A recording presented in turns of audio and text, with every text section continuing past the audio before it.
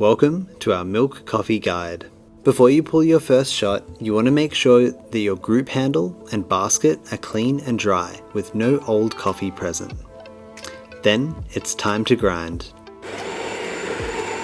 Grind size can be tricky to determine, but an easy way to tell if you're on the right track is by aiming for a certain shot time or by taste. We'll talk more about these a bit later, but for our milk coffee, most of the time we're aiming to extract a shot between 26 and 32 seconds, but a few seconds either side of that can be just fine too.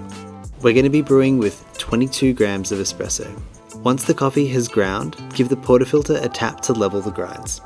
Having a level bed before tamping is important for a better tasting cup of coffee.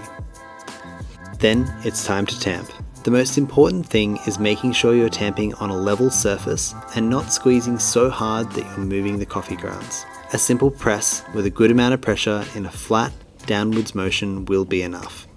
Just don't be scared and don't overcommit. Before running your shot, make sure you run a bit of hot water through the machine. This will get rid of old coffee in the shower screen and ensure a cleaner tasting coffee. Then lock in your portafilter and run your shot as soon as you can after that.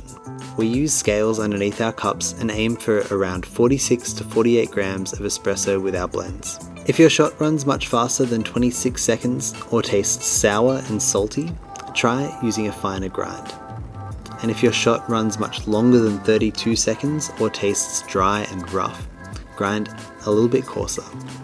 Once the shot is ready to go, purge your steam wand and fill up your milk jug with whatever milk you fancy.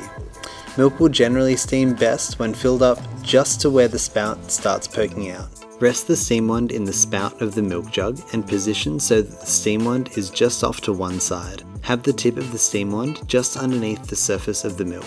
When steaming milk, the aim is to have it move in a spiral motion. Listen for small hisses to introduce air at the very beginning, and then focus on having the milk spin with no further hisses of air. Stop steaming when the bottom of the jug is just too hot to touch. Then purge and clean your steam wand. Pour some nice latte art and enjoy.